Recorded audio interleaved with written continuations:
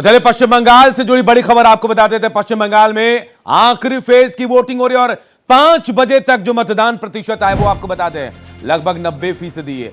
89.99% मतलब 90%। पूर्व वर्धमान में सबसे ज्यादा देखिए 92% वोटिंग हुई है। दक्षिण कोलकाता में सबसे कम 86% वोटिंग।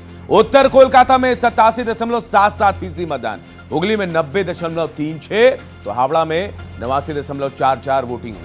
नादिया में 90.28%, तो उत्तर 24 परगना में 89.74% वोटिंग। एक बार फिर रिकॉर्ड बनाने की कगार पर पश्चिम बंगाल।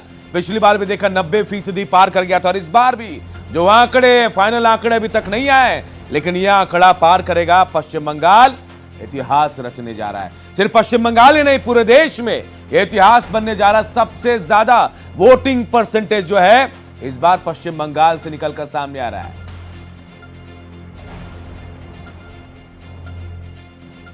और चलिए आपको बताते हैं कि क्या कुछ मुद्दे रहे इस बार चुनाव में। देखिए एसआईआर का मुद्दा सबसे बड़ा मुद्दा। एसआईआर में लाख वोट जी हां कटने का असर किस पार्टी पर ज्यादा पड़ा, यह अब समझिए। यह हम आपको बंगाल में मुद्दे कौन कौन से हैं यह हम आपको बता रहे हैं। इसके अलावा देखा एसआईआर में 92 लाख वोट कटने का असर किस पार्टी पर ज्यादा पड़ेगा, बीजेपी पर, टीएमसी पर या किसी और पर।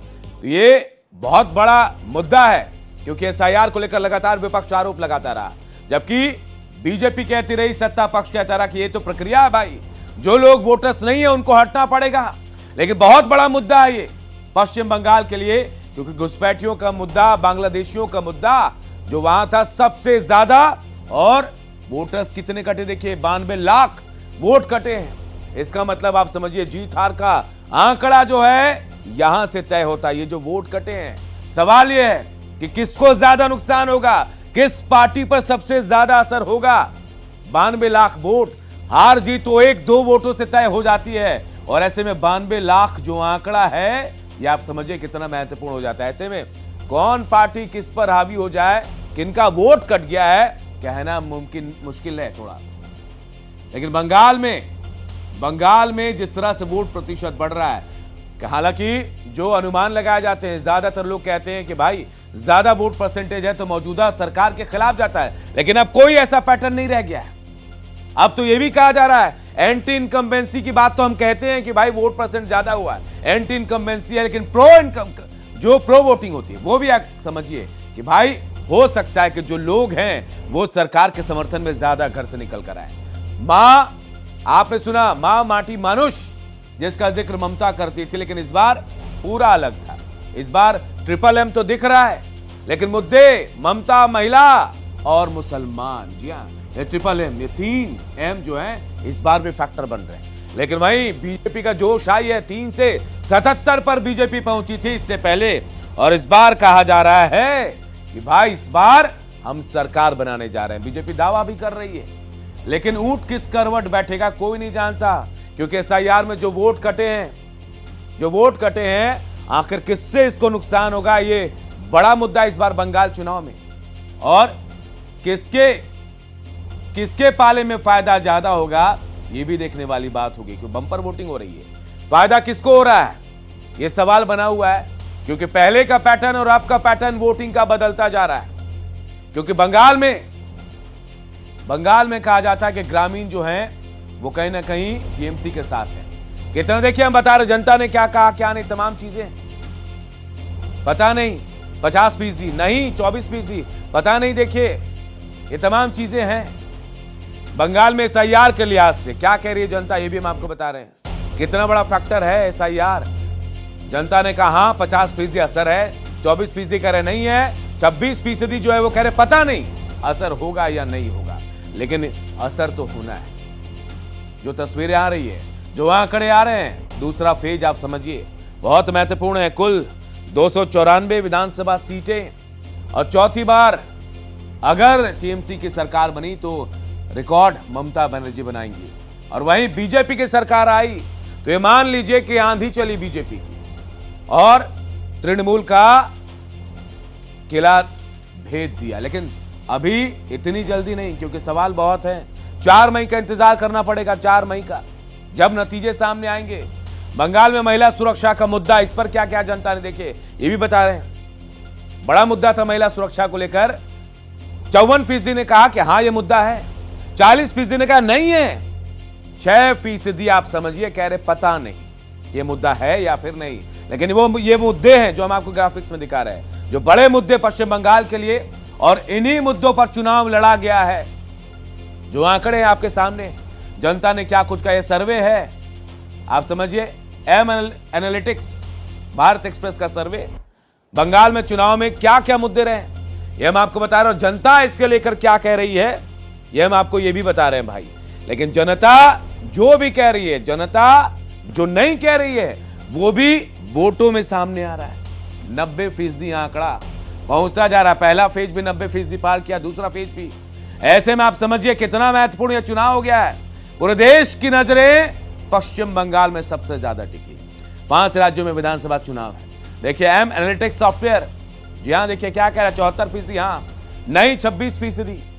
ये आप समझिए महिला सुरक्षा कितना बड़ा मुद्दा है, ये आंकड़े और जो हम आपको सर्वे रिपोर्ट दिखा रहे हैं, इसे आप देखकर समझ जाइए कि हम आपको क्या बताने की कोशिश कर रहे हैं कि बड़ा मुद्दा है। हाँ कहा जा रहा है एम एनालिटिक्स की तरफ से, और बाकी जो है परसेंटेज 26% कह रहे हैं नहीं। आखिर महिला जहां की मुख्यमंत्री ममता बनर्जी, खुद मुख्यमंत्री और खुद टीएमसी का सबसे बड़ा चेहरा, ऐसे में आप समझिए महिला सुरक्षा की बात होती है वहां। और ऐसे में ये सर्वे बहुत मायने रखता है कि भाई कितने लोगों को क्या पता है। बहुत सारे लोग कह रहे कि हाँ ये बहुत बड़ा मुद्दा है, तो बहुत सारे लोग ऐसे भी है जो कह रहे कि हाँ नहीं है ये मुद्दा, क्योंकि बंगाल में मुख्यमंत्री खुद महिला है। ऐसे में महिला सुरक्षा सबसे महत्वपूर्ण और महिला सबसे ज्यादा सेफ है। कुछ लोग ऐसे कह रहे हैं, कौन लोग हैं आप समझ सकते हैं, लेकिन ज्यादातर लोग कह रहे हैं कि हाँ महिला सुरक्षा सबसे बड़ा मुद्दा है। 74% हाँ ये जवाब दे रहे हैं। ये वोटिंग, जी हाँ, वोट जो है, मतदान जो हो रहा है, उसमें बड़े फैक्टर जो मुद्दे हैं वो हम आपको बता रहे हैं। और बंगाल में बम्पर वोटिंग का फायदा किस पार्टी को होगा कोई नहीं समझ पा रहा, क्योंकि अब कहना मुश्किल हो गया। जो वोट पैटर्न है किस करवट बैठेगा। पहले एंटी इनकम्बेंसी कहा जाता था कि भाई मौजूदा सरकार है उसके खिलाफ, लेकिन यह पैटर्न खत्म हो गया है। अब यह कहा जा रहा है कि हो सकता है मौजूदा सरकार के समर्थन में लोग ज्यादा वोट कर रहे हैं, यह भी हो सकता है। यह बड़ा सवाल है, इसी पर हम लगातार चर्चा भी कर रहे हैं कि बंगाल का बॉस कौन बनेगा। आप समझिए बहुत महत्वपूर्ण है ये कि भाई 4 तारीख को नतीजे तो आएंगे, लेकिन जो रुझान है, जो सर्वे है, वो बहुत बड़ी तस्वीर साफ कर देगा। हाँ ये एग्जैक्ट होंगे नहीं, ये 4 तारीख को पता चलेगा, लेकिन उससे पहले जो रुझान कह रहे हैं, जो आंकड़े कह रहे हैं, वो हम आपको बताने की कोशिश कर रहे हैं कि भाई आंकड़े क्या कह रहे हैं। बम्पर वोटिंग सिर्फ बंगाल के लिए नहीं, पूरे देश के लिए इतिहास बन गया। और इसी पर हम चर्चा भी करेंगे, पूरा आपको सर्वे बताएंगे। हमारे साथ पूरा एक बड़ा पैनल भी जुड़ा हुआ है। मेरे साथ हमारे मैनेजिंग एडिटर मिहिर रंजन जुड़े हुए हैं, साथ ही हमारे साथ देखिए बीजेपी के प्रवक्ता हमारे साथ जुड़े हैं यासिर जिलानी साहब, अनुरंजन देखिए हमारे साथ यश भी जुड़े हुए हैं, एम एनालिटिक्स से हैं, हमारे साथ मोहिंदर प्रकाश भी हैं कांग्रेस से, और साथ ही हमारे साथ राजनीतिक विश्लेषक के तौर पर भी मेरे सहयोगी जुड़े हुए हैं। मैं सबका परिचय करा देता हूं आपको, और साथ ही यह भी आपको बताने की कोशिश कर रहा हूं कि यह बहुत महत्वपूर्ण हो जाएगा। तो एआई वाला सर्वे लेकर भारत एक्सप्रेस हाजिर है। 5 राज्यों में जो चुनाव हुए हैं और खासकर पश्चिम बंगाल में जो इतिहास रचा गया है, 90% से ज्यादा वोटिंग, इसे लेकर हम पूरी कोशिश यही कर रहे हैं कि आपको एग्जैक्ट डाटा दें। हालांकि एग्जैक्ट तो 4 तारीख के बाद पता चलेगा, लेकिन उससे पहले हम रुझान जो हैं, जो सर्वे जो है, वो हम आपको बताने की कोशिश करेंगे। बड़ा पैनल मेरे साथ आप देख पा रहे हैं, मेरे साथ मिहिर रंजन भी हैं। शुरुआत करते हैं, सबसे पहले पुडुचेरी की बात करते हैं। मिहिर जी, कितना महत्वपूर्ण ये पुडुचेरी इस बार बीजेपी और विपक्षी दलों के लिए? अनूप, जहां तक पुडुचेरी की बात है, अभी जिन राज्यों में चुनाव हो रहे हैं 5 जी, उसमें अगर आप इंपॉर्टेंस के हिसाब से देखेंगे तो वो सबसे नीचे, सबसे पीछे है। बिल्कुल, क्योंकि सबकी निगाहें, पूरे हिंदुस्तान की निगाहें अगर किसी एक राज्य पर है तो वो पश्चिम बंगाल है। पश्चिम बंगाल इसलिए क्योंकि पश्चिम बंगाल में अब तक बीजेपी या इस तरह की पार्टी की सरकार कभी बनी नहीं। बिल्कुल। और जो पिछले चुनाव हुए थे उसमें अप्रत्याशित सफलता थी, 4 से 77-78 सीट तक बीजेपी चली गई थी। और इस बार जब से चुनाव का ऐलान हुआ, जब से वहां पर पार्टी के नेता प्रचार कर रहे हैं और दावा कर रहे हैं कि इस बार उनकी सरकार बनने वाली है और ममता बनर्जी की सरकार नहीं बनेगी। इसीलिए निगाहें सबसे ज्यादा पश्चिम बंगाल पे है, फिर तमिलनाडु का भी चुनाव है, फिर असम भी है।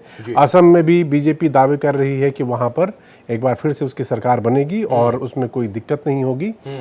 और सेम वे में तमिलनाडु में भी उसे लगता है कि इस बार उसे वहां पर जो उन्होंने अलायंस किया है उस वजह से उनको एडवांटेज मिलने वाला है, प्लस वोटों का परसेंटेज भी उनका बढ़ने वाला है। तो ये अभी मोटे तौर पे है, लेकिन मैं चाहूंगा कि अभी सबसे ज्यादा जिस राज्य की तरफ देश की निगाहें है वो पश्चिम बंगाल है। तो हम थोड़ा पश्चिम बंगाल की बात कर लेते हैं। बिल्कुल बिल्कुल। देखिए, हम हमारे साथ एक और पैनल भी और भी कुछ लोग जुड़ गए हैं। देखिए, मुझे जो स्क्रीन में नजर आ रहा है, कुमार राकेश, वरिष्ठ पत्रकार, स्वागत है सर आपका।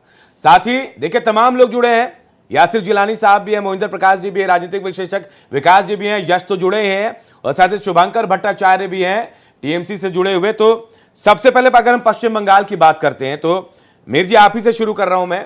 पश्चिम बंगाल इतना महत्वपूर्ण क्यों हो जा रहा है? बीजेपी कह रही है कि भाई हम कहीं कुछ करें ना करें, लेकिन पश्चिम बंगाल में इस बार हम आ रहे हैं और दावे के साथ कह दिया गया कि हम सरकार बना रहे हैं, बहुत सारे वादे भी कर दिए गए हैं।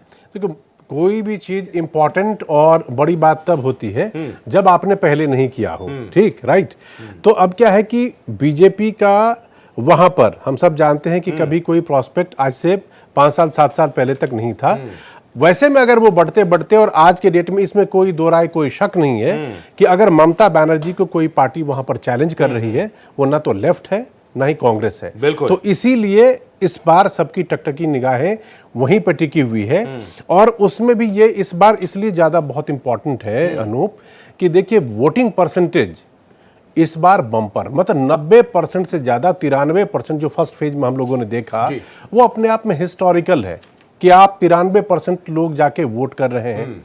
तो वोटिंग परसेंटेज जब कभी, आज भी जिस तरह की बम्पर वोटिंग हुई, और मुझे लगता है जब फाइनल डेटा आएंगे तो वो निश्चित तौर पे पिछली बार से कहीं ज्यादा होगा।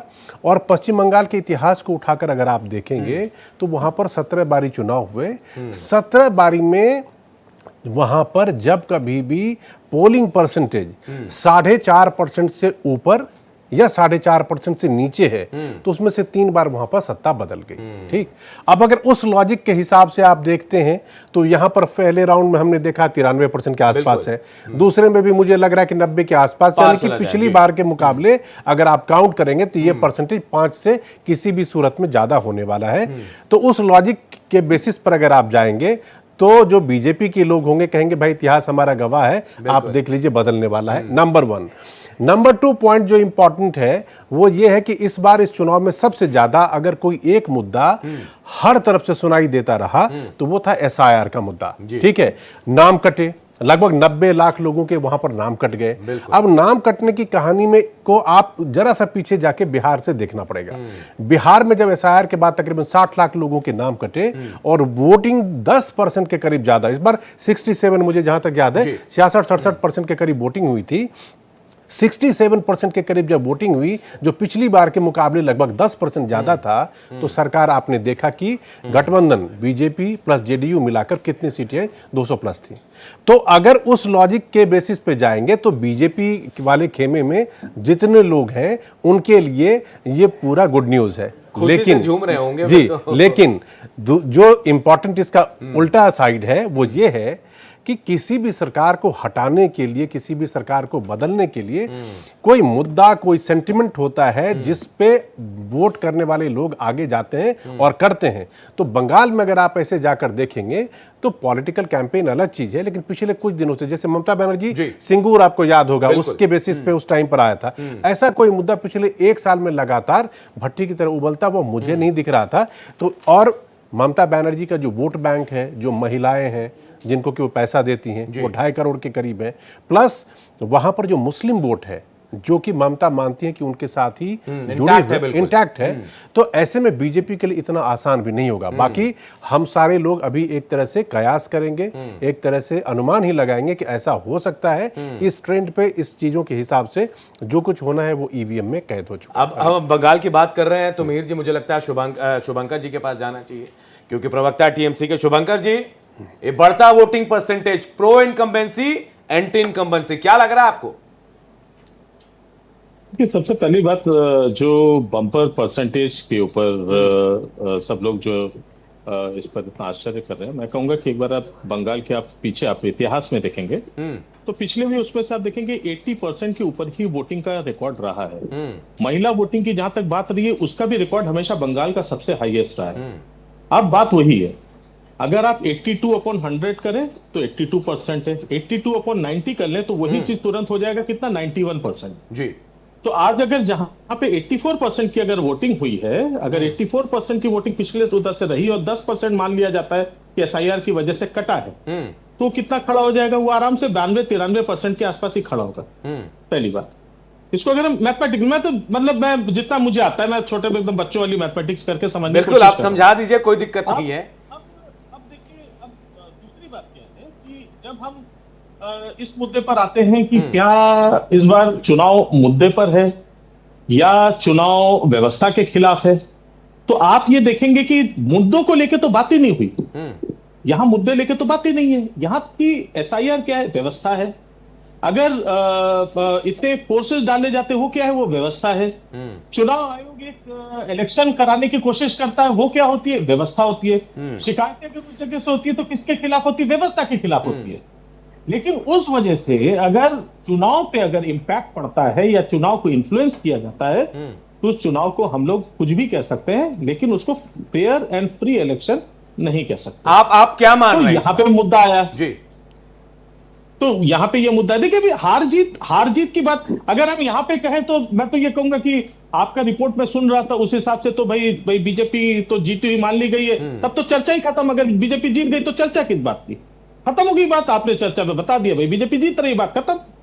नहीं, हम ये नहीं बता रहे बीजेपी जीत रहे, हम बता रहे हैं कि दावे क्या हुए हैं बीजेपी की तरफ से, बड़े बड़े दावे जो रुझान है। मैं तो ये भी कह रहा हूं एंटी इनकम्बेंसी या प्रो इनकम्बेंसी, मैं दोनों बातें कह रहा हूं आपसे। नहीं, ये बातें तो आपने मुझसे पूछी, मैं तो रिपोर्ट के समय भी आपके चैनल्स के साथ बना हुआ था, मैं पूरा रिपोर्ट सुन रहा था, मैं पूरा रिपोर्ट जैसे देख रहा था, मैंने पूरी बातें भी सुनी। मैं उसी बात को कह रहा हूं। मैं देखिए, मैं यहाँ पे यहाँ आपके साथ भी कोई वो नहीं करने आया। आपको बिल्कुल अधिकार है अपनी पूरी बात को रखने का, अगर आपको लगता है आप वही बात कह रहे हैं। बात यहाँ पे ये, अब अगर हम इस तरीके से लेके देखें कि अगर हम तीतर और कॉन्फिडेंस को लेके देखें, भवानीपुर भाई अगर शुभेंदु अधिकारी बहुत कॉन्फिडेंट है, वो तो ममता बनर्जी को पिछली बार भी हराए, इस बार भी हराएंगे। पिछली बार 1900 वोट से हराया था, राइट, 1900 वोट पहले, और वो भी किस तरीके से आया आपको याद होगा। पहले नतीजा निकला ममता बनर्जी की तरफ, फिर बदला गया, नहीं शुभेंदु अधिकारी जीते, फिर एक बार नहीं होते हुए फिर तुरंत फिर बता दिया गया, अचानक आया नहीं 1900 वोट से वो जीत गए। इसको लेके जो है हाईकोर्ट जाया गया था, लेकिन उस समय अभिषेक गंगोपाध्याय का जो है वो बेंच पे थे और उन्होंने उसको सुनने से इनकार कर दिया था। वो बात फिर वहीं से खारिज हो गई थी, तो उसको मैं अब और नहीं उठाऊंगा जी, तो बात जाने दे। अगर शुभेंदु अधिकारी अगर इतने कॉन्फिडेंट है तो 2 जगह से खड़े होने की क्या जरूरत है, छोड़ देते नंदीग्राम कर, फिर भवानीपुर से खड़े होते। आप एक सीट क्यों बर्बाद कर रहे हो वहां पर, आप 2 जगह जीत जाओगे भाई, तब भी एक सीट आपको छोड़ना पड़ेगा। आप तो हर जगह जीत रहे हो ना, तो क्यों एक सीट बर्बाद कर रहे हो। तो बात यहाँ कॉन्फिडेंस की यहाँ पे आ गई। और कॉन्फिडेंस दिखाता हूं, अब बैरकपुर चले जाते हैं। बैरकपुर का सबसे बड़ा नेता कौन, बैरकपुर सभी जानते हैं। नेता कोई भी लड़े, दबदबा हमेशा वहां पे अर्जुन सिंह का। तो अर्जुन सिंह साहब वहां से लड़ते आए, भाटपाड़ा से इतने बार एमएलए रहे, एमपी रहे, उनको ले जाया गया। अब वो नोआपाड़ा में चले गए, भाटपाड़ा से तो कई बार जीतते हैं। क्यों, ये जो आना जाना बना रहा, कितनी बार आना जाना हो गया, एक बार बीजेपी, एक बार टीएमसी, एक बार बीजेपी, एक बार टीएमसी, ये 4 बार का जो है 4 साल में आना जाना जो रहा। तो मैं कह सकता हूं, अगर मान लेते कि राजनीति इज ऑल अबाउट परसेप्शन, यानी परसेप्शन भी 4 बार बदल गया 4 साल में। ये राजनीति है शुभंकर जी, इसमें कुछ भी कभी भी हो सकता है। मैं वापस आऊंगा, यासिर जिलानी के पास चलते हैं। भाई टीएमसी की बात हो गई, जिलानी साहब जो आंकड़े हैं, जो कह रहे हैं लोग, जैसे आपके लोग भी कह रहे हैं, शुभंकर भाई भी कह रहे हैं कि भाई ऐसा कहा जा रहा है जैसे बीजेपी जीत गई, क्या लग रहा है आपको 90% वोटिंग? देखिए, सबसे पहले तो मैं जितने भी समीक्षक हैं, स्टेफोलॉजिस्ट हैं, वरिष्ठ पत्रकार हैं, वो जो अपनी बात को रख रहे हैं, जो अनुमान लगा रहे हैं, सबका स्वागत हम लोग करेंगे। सबका स्वागत हमेशा से करते रहे हैं। भारतीय जनता पार्टी का यही संस्कार है। लेकिन जो मेरे पास ग्राउंड रिपोर्ट आई है 4:30 बजे तक की, मैं उसको आपके सामने रखना चाहता हूं। उस ग्राउंड रिपोर्ट का आधार बता दूं, हमारे पन्ना प्रमुख, हमारे बूथ प्रमुख, हमारे मंडल अध्यक्ष, और हमारे जो बूथ के ऊपर 4 से 5 लोग काम करते हैं, उनसे जो रिपोर्ट आई है उस आधार पे मैं आपको बता रहा हूं, जो इस सेकेंड फेज में चुनाव हुआ है उसमें जैसे अभी टीएमसी के हमारे प्रवक्ता भाई जो हताश और निराश दिख रहे हैं, उनकी बॉडी लैंग्वेज देखिए, उनके बात का अंदाज देखिए कि बिल्कुल उन्हें लग रहा है, वो ये भी कह रहे हैं, मान रहे हैं कि दोनों जगह से शुभेंदु अधिकारी जीत जाएंगे, दोनों जगह से शुभेंदु अधिकारी जीत रहे हैं, ये कंफर्म है। जिस तरीके से आज सुबह Mamata Banerjee booth to booth जा रही थी, उससे एहसास हो गया था कि इनकी जमीन खिसक गई। अब मुद्दे की बात करते हैं, ये कह रहे हैं कि मुद्दा क्या है? मुद्दा वहां पे जो सबसे बड़ा था महिलाओं के बीच में भय, भ्रष्टाचार, लॉ एंड ऑर्डर, जो पिछले 5 सालों में हमने देखा है कि रक्त रंजित राजनीति के लिए अगर कोई एक भारत का प्रदेश सबसे ज्यादा केंद्र बिंदु पे बना हुआ था तो वो पश्चिम बंगाल था। किस तरीके से वहां पे मर्डर, किस तरीके से वहां महिलाओं के साथ अभद्र व्यवहार, रेप आपने देखा कितने खतरनाक स्टाइल से, ये लोगों का गुस्सा था। और भारतीय जनता पार्टी ने काम किया है लगातार लोगों के बीच में, और उनको लोगों को ये लगा है कि एक वक्त तक वहां पे लेफ्ट की सरकार रही, लेफ्ट को ममता बनर्जी ने उखाड़ा, लेकिन जो लेफ्ट का पैटर्न था उसको ममता बनर्जी ने एडॉप्ट कर लिया, उनके लोगों ने एडॉप्ट कर लिया। मैं हल्की बातें नहीं कहता हूं, लेकिन आपने देखा होगा कि चुनाव के ड्यूरिंग भी जो लेफ्ट के टीएमसी के जो घोषित नेता अपने आप को गुंडा बन के सामने बूथ लूटने का, बूथ कैप्चरिंग का काम करते हैं, अगर आज पुलिस प्रशासन वहां नहीं होती तो आज भी वहां पे सिचुएशन अलग दिखाई देती। पिछली बार की तरह भी वहां पे जिस दिन चुनाव हुए हैं उस दिन हत्याएं हुई हैं। पहला चुनाव ऐसा हुआ है, अभी तक किसी तरह की कोई रिपोर्ट नहीं आई है। इन्होंने कोशिश करी, हमारे भारतीय जनता पार्टी के एक कैंडिडेट को किस तरीके से मारा, इन्होंने सांसद की गाड़ी को तोड़ा, उनको मारा, आज भी इन्होंने हमला करने की कोशिश करी।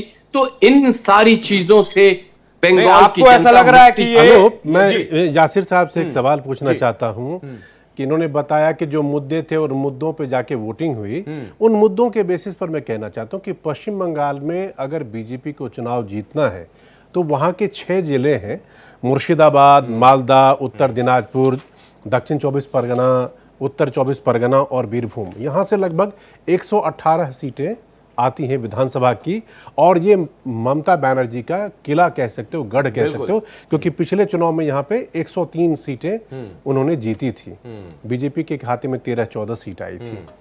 यासिर साहब, आपको लगता है कि ममता बनर्जी के इस जो बैशन है, जो किला है, इसमें, इस गढ़ में आप सेंध लगा पाएंगे, वहां से कोई सीट निकाल पाएंगे? क्योंकि उसके बगैर सरकार तो बनाना बहुत दूर की बात है।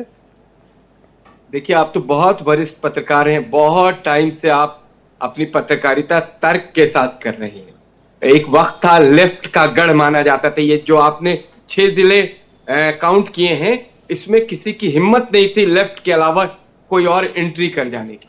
उसको ममता बनर्जी ने उखाड़ फेंका और ममता बनर्जी का गढ़ माना गया। आप भी कह रहे हैं और पूरे टीएमसी के लोग कहते हैं, विपक्ष के लोग कहते हैं कि ये ममता बनर्जी का गढ़ है। देखिए, ये भारत जो है ना, इसकी सबसे खूबसूरत जो चीज है, जो इसका लोकतंत्र है, जो आपको स्वतंत्र विचारों के लिए पूरी जगह देता है, और आप अपने स्वतंत्र होके सोचते हैं। जब वोट डालने की आज 2-2 किलोमीटर महिलाओं की लाइन लगी थी, उसका रिजल्ट ऑफ कोर्स 4 तारीख को एग्जैक्ट रिपोर्ट आएगी, जो आप देखेंगे कि उन इलाकों में भी किस तरीके से सेंधमारी हुई है, क्योंकि वहां भी लोग त्रस्त हैं टोलाबाजी से, वहां भी लोग त्रस्त हैं जो इनके ठेकेदार ठेके में अपने पसंदीदा लोगों को, चाहे वो एक छोटी सी गुमटी हो वहां की, चाहे वो छोटा सा नाला हो, चाहे वो छोटे से नदी का किसी तरह का ठेका हो, उसमें भी वो टोलाबाजी करते हैं, उसमें भी वो परसेंटेज तय करते हैं। टीएमसी का जो लोकल नेता होता है, बिना उसके इजाजत से थाने में कोई एफआईआर नहीं दर्ज होती है। इससे गरीब जनता वहां की तंग थी। जो मैं अभिषेक बनर्जी और इनके मेंबर ऑफ पार्लियामेंट तक नहीं जाता हूं, जो छोटे छोटे इनके पार्षद हैं, इनके इलाके के जिले के अध्यक्ष हैं, उनका इतना खौफ है कि इस वक्त जो चुनाव प्रचार में भारतीय जनता पार्टी के लोग गए, उन्होंने इसको महसूस किया है। जो दिल्ली से, उत्तर प्रदेश से,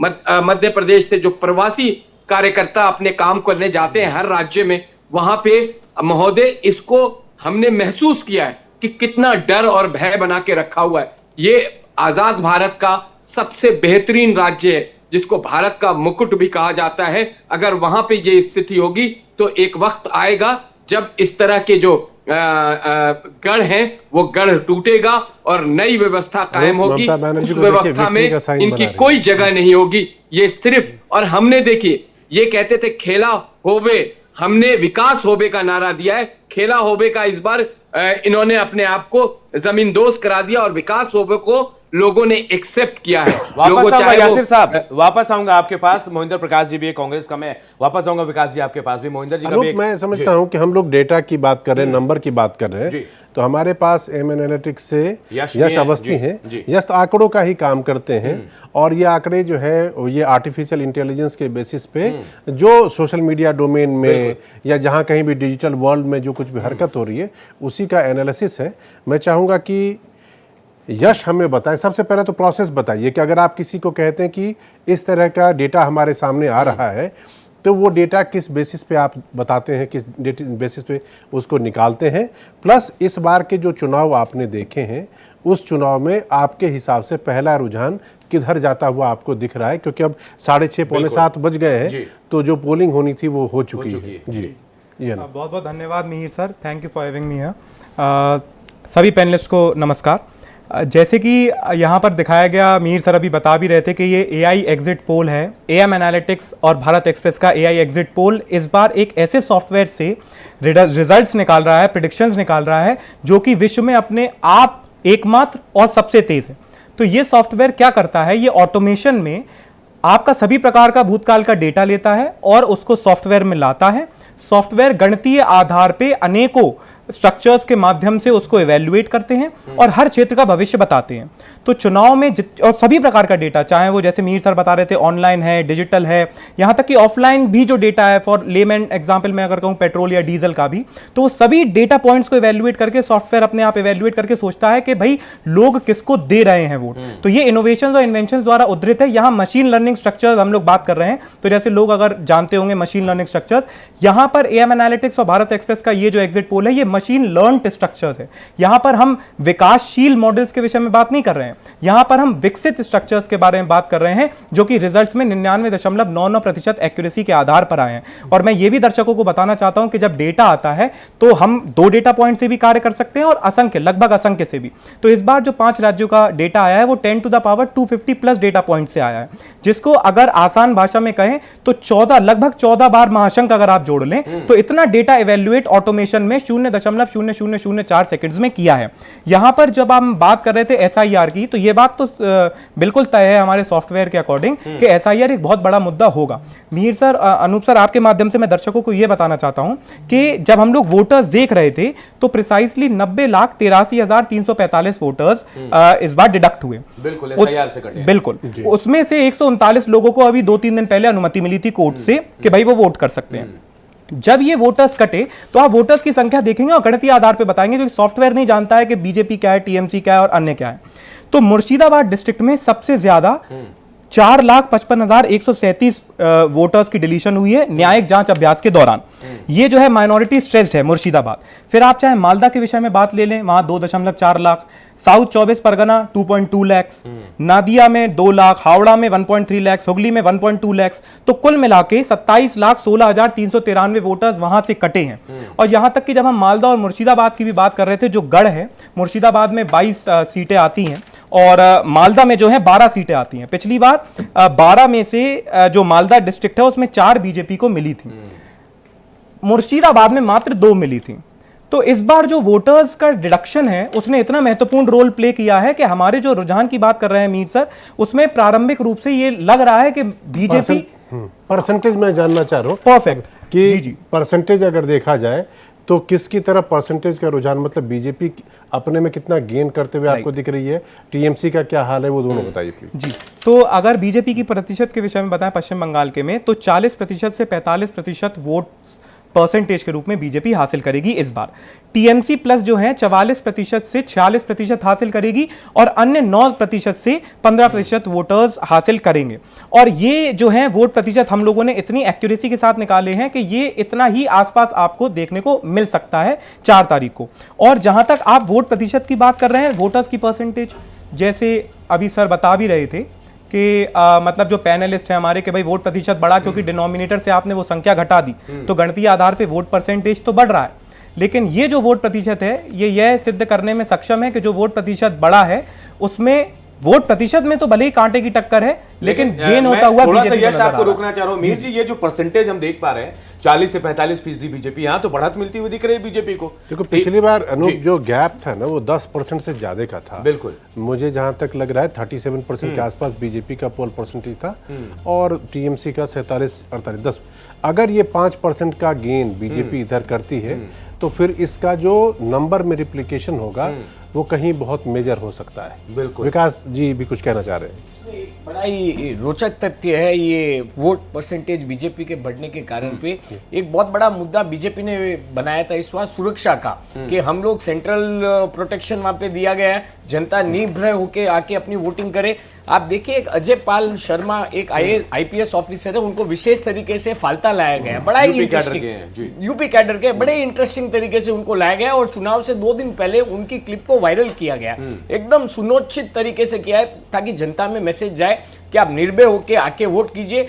आप मानेंगे नहीं, वहां के जो बाहुबली गिने जाते हैं जहांगीर खान के घर के बाहर खड़े होके, ये बहुत बड़ा विषय है, ये जानने लायक विषय है, उनके घर के बाहर खड़े होके वहां पे क्लिप बनाई गई थी अजय पाल शर्मा जी की और वो वायरल की गई थी कि आप डरिए मत, अगर किसी ने चुनाव में गड़बड़ की इस बार तो उनका बराबर हिसाब वहीं पे किया जाएगा। इसी कारण से ये जो वोट परसेंटेज बढ़ा है ना कहीं निर्भय होकर वोटिंग हुई है। लेकिन विकास जी, आप जिसकी बात कर रहे हैं कि भाई उनके घर के सामने उन्होंने जाकर जो कहा था, जहांगीर खान का रिएक्शन आ गया, क्या कि आपने शुरू किया, खत्म मैं करूंगा, आप सिंघम होंगे, पुष्पा मैं हूं, तो अब इसे कैसे समझ? ये तो चुनावी राजनीति है, उनको अपने वोट बैंक को वापस मैसेज तो देना ही पड़ेगा ना। ये तो उन्होंने पलट के जवाब देना है। इनफैक्ट उससे पहले अभिषेक बनर्जी ने एक और जवाब दिया है, ये तो जहांगीर खान का आपने बताया, अभिषेक बनर्जी ने जवाब दिया था कि अगर 4 तारीख को हम नहीं जीते, लास्ट टाइम तो हम लोगों ने आप लोगों को बख्श दिया था, इस बार आप लोगों की खैर नहीं है। तो कहीं ना कहीं मैसेजिंग और क्रॉस मैसेजिंग दोनों तरफ से हुई है, एक तरफ से नहीं हुई है। बट जिस हिसाब से इस बार लास्ट टाइम 2021 की जो गलतियां हुई है उसको करेक्ट करके, और काफी लोग बता रहे थे कि इस बार चुनाव का मुद्दा नहीं है, अगर देखा जाए तो पूरा चुनाव का मुद्दा बड़े एक होशियारी की तरीके से सुरक्षा व्यवस्था के तरफ किया गया है। और ये प्लानिंग अभी से नहीं है, ये प्लानिंग आरजे कार का एक इशू बना था, रेप का, उस समय, क्योंकि उनको पता था कि ये महिलाओं का वोट बड़ा इंपॉर्टेंट है। बंगाल में अगर आपको जीतना है तो महिलाओं को आपके तरफ वोट देना पड़ेगा।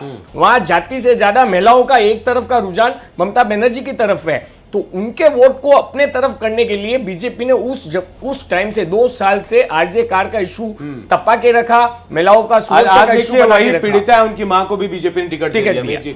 हम एग्जिट पोल कर रहे हैं एआई वाला, जिसके जरिए सटीक एक डाटा आपके सामने ला रहे हैं। रुझान है ये, एग्जैक्ट नहीं है, लेकिन किसको वोट जा रहा है देखिए, हम आंकड़े भी बता रहे हैं पश्चिम बंगाल में कितना वोट परसेंट आ रहा है। ये आंकड़े हमारे क्यों आ रहे हैं, कैसे आ रहे हैं, ये भी हम आपको बता रहे हैं। एम एनालिटिक्स की तरफ से बीजेपी 40 से 45% वोट शेयर है, टीएमसी 44 से 40% और अदर्स जो हैं 9 से 15% हैं। ये डाटा है एम एनालिटिक्स का, और इसके जरिए हम आपको बता रहे हैं कि भाई इस बार क्या होने वाला है। पश्चिम बंगाल की हम बात करें, बड़ा पैनल हमारे साथ है, लगातार हमसे बातचीत भी कर रहे हैं। मोहिंदर प्रकाश जी हमारे साथ कांग्रेस के जुड़े हुए हैं। मोहिंदर जी, आपके पास आ रहा हूं। मोहिंदर जी, अगर ये आंकड़े आ रहे हैं तो आप अदर्स में आ रहे हैं, कहां है बंगाल में कांग्रेस? क्या लग रहा है, कोई जादू चमत्कार तो नहीं होगा वहां? आप कांग्रेस बोल रहे हैं, ममता कांग्रेस भी तो कांग्रेस ही है। आपने तो छोड़ दिया उनको। खैर, अब आपकी बात कर लेता हूं जी। मैं बीजेपी वाले और मेरे जो राजनीतिक ये विश्लेषक हैं इनकी बातें बड़े गौर से सुन रहा था। एक बात तो माननी पड़ेगी सर, बीजेपी हारे या जीते, लेकिन माहौल ऐसा बना देती है WWF में कि साहब एक ही घूंसे में मैं चित कर दूंगा। कभी आपको याद है वो केसीएस क्ले और मोहम्मद अली और किंग कॉन्ग की फाइट हुआ करती थी किसी तरह से, तो हर पहलवान बॉक्सर ये कहता था कि साहब मैं उतरते के साथ ही जो है इसका ये हाल कर दूंगा। वो पब्लिक को अट्रैक्ट करने के लिए होता है। वही बीजेपी की बातचीत है कि हल्ला मचा के आप इतना हंगामा कर देते हैं, लेकिन हकीकत कुछ और निकलती है। बंगाल का भी यही हाल है। देखिए, बंगाल नॉर्दर्न इंडिया नहीं है। जैसे तमिलनाडु में बीजेपी कितना भी हल्ला मचा ले, वो 4-6 लोगों के अलावा कुछ नहीं कर सकती। केरल में भी यही हाल है। इसलिए है हाल कि वहां लोग समझदार हैं, और बंगाल का अलग चरित्र है। बंगाल इनके काबू में आने वाला नहीं है। इनके पास अपना तो कोई खिलाड़ी वहां है नहीं। सारे के सारे खिलाड़ी शुभेंदु अधिकारी या दुनिया जहान के पकड़ के लाए हुए हैं। तो मेरा कहना यह है कि बंगाल में ये कितना भी कर लें, देखिए इनका हथियार उल्टा पड़ गया। वहां ममता दीदी ने पहले से ही 1000-1500 रुपए सारी महिलाओं की जेब में पहुंचा दिए। नहीं, ये सवाल मेरा था, मैं थोड़ी देर बाद इस पे आऊंगा। अनूप, सवाल इनके लिए ये था, आप अपनी बात तो पहले बताइए, आप कहां से कहां जा रहे हैं, दूसरा जहां जा रहा है आप अपनी बात पहले बताइए। जी हाँ, हम जानते हैं कि बंगाल में कांग्रेस की जो है स्थिति काफी कमजोर है, इसको मानते हैं, क्योंकि हमारे जितने शीर्ष नेता थे वो पार्टी छोड़कर उन्होंने या तो अपनी पार्टी बना ली या वो बीजेपी में चले गए या अब वो खत्म हो गए। अब कांग्रेस की पार्टी की सरकार वहां 20, 25, 35, 40 साल से है ही नहीं, तो केडर कहां से बचेगा। अब मैं यहाँ बैठ करके बड़ी बड़ी डींगे मारूं कि साहब हम तो ये कर देंगे, हम तो वो कर देंगे। देखिए, हम इलेक्शन लड़ते हैं पूरी क्षमता के साथ, बंगाल में हमारी जो क्षमता है उसका पूरा इस्तेमाल करते हैं। अनफॉर्चुनेटली वो इतनी ताकतवर नहीं है कि हम इलेक्शन को कहीं प्रभावी बना सकें। लेकिन मोहिंदर जी, आप बता दीजिए, आपने तो इसका मतलब तो ये है कि इन्होंने सरेंडर कर दिया एक तरह से। आपने हथियार जिसको डालना बोलते हैं, ये कह दिया कि आप बंगाल में कांग्रेस से कोई उम्मीद नहीं कर सकते, ये आप कह रहे हैं? ऐसा नहीं कह रहा, आप कुछ यही कह रहे हैं कि सेगमेंट 15 ऐसे साल से कुछ नहीं है, देखिए- मेरा कैडर नहीं बचा, मेरा कुछ नहीं बचा, दैट मीन्स कि कांग्रेस से फिर कुछ उम्मीद करनी वो बेमानी है, यही बात आप कह रहे हैं? पत्रकार साहब, आप ऑल इंडिया की बात करेंगे या बंगाल की बात करेंगे तो मैं बंगाल में सच्चाई बता रहा हूं। कुछ सेगमेंट ऐसे हैं जी जहां कांग्रेस आज भी क्षमता के साथ लड़के जीतती है और जीत भी सकती है। और पूरे ओवरऑल बंगाल की बात करेंगे तो कांग्रेस के पास इतना सेटअप नहीं है। इस सच्चाई को अगर मैं बोल रहा हूं तो प्रशंसा करने के बजाय आप मजाक उड़ा रहे हैं। मजाक नहीं उड़ा रहा मैं तो सिर्फ नहीं अच्छा, ये मजाक। बताइए, हाँ हाँ बीजेपी केरल में कहां है? बीजेपी केरल में कहां है बताइए? और वो डींगे हाँक रहे हैं कि मैं सरकार बनाऊंगा, और कोई और नहीं, प्रधानमंत्री कह रहे हैं कि मैं केरल में सरकार बनाऊंगा, मैं आपका तमिलनाडु में सरकार बनाऊंगा। जी ऐसी कोई भी पार्टी मोहिंदर जी बता दीजिए जो नहीं कहती है कि हम हार रहे हैं, जो कहती है हम जीत रहे हैं, कोई भी एक पार्टी बता दीजिए। अरे आज तो मैं इलेक्शन तो नहीं है ना, वोट पड़ चुकी। आज जब आप विश्लेषण दे रहे हैं और 4 तारीख को जब जवाब भी आ जाएगा, देखिए हम लोकतंत्र में बिलीव करते हैं, कांग्रेस पार्टी में लोकतंत्र है। हम जो सच्चाई है पब्लिक की उसको स्वीकार करते हैं। हम केरल में सरकार बनाएंगे, हम तमिलनाडु में सरकार बनाएंगे, हम आसाम में पूरी फाइट देंगे जहां इतनी गंदी सरकार है जिसका चीफ मिनिस्टर किस तरह से बात करता है, मुकदमेबाजी करता है, हिंदू मुसलमान करता है। आप ये बताइए कैसे आप टेलीविजन पे चैनल पर बैठकर मुस्लिम शब्द बोल सकते हैं?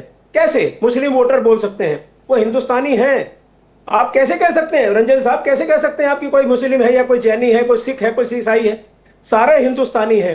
जो हिंदुस्तान के अंदर वोट का अधिकारी है वो हिंदुस्तानी है। आप टेलीविजन के चैनल पर बैठकर बोलते हैं मुस्लिम वोट यहाँ जाएगा, ये यहाँ जाएगा। आप क्या करते हैं? ये इस देश को बांट हिंदू सुनिए एक सेकंड, हिंदू मुस्लिम सिख ईसाई पत्रकार नहीं नेता करते हैं, और सिर्फ हिंदू मुस्लिम सिख नहीं, आप ईसाई भी करते हैं। सुनिए ना एक सेकंड, आपने टेलीविजन पर अभी बोला कि मुस्लिम वोट का परसेंटेज इधर जाएगा। महिला, अगर आप महिला वोट बोलते हैं तो महिला का मतलब सारी महिलाएं। हाँ सुनिए ना, मैं दूसरी बात कह रहा हूँ, ये जातियों में पत्रकारों ने नहीं बांटा, हमारे नेताओं ने बांटा है जो वोट के लिए करते हैं। जी, नेताओं को रिप्रेजेंट कौन करते हैं? हमारे और आपके जैसे हिंदुस्तानी ही करते हैं। तो खैर मेरे को अपनी बात खत्म करने दीजिए। अपनी बात बताइए। देखिए, बंगाल में कांग्रेस का वोट परसेंटेज इस बार बढ़ेगा। अधीर रंजन जी को आप लोगों ने जिम्मेदारी किया, वो जिम्मेदारी में आपको लग रहा है कि कम से कम उनके रीजन में जहां वो मजबूत है वहां सीटें लेके आएगी कांग्रेस? बिल्कुल आएगी, और आप देखिएगा ये नतीजे आपको 4 तारीख को बताएंगे कि हमने मेहनत की है।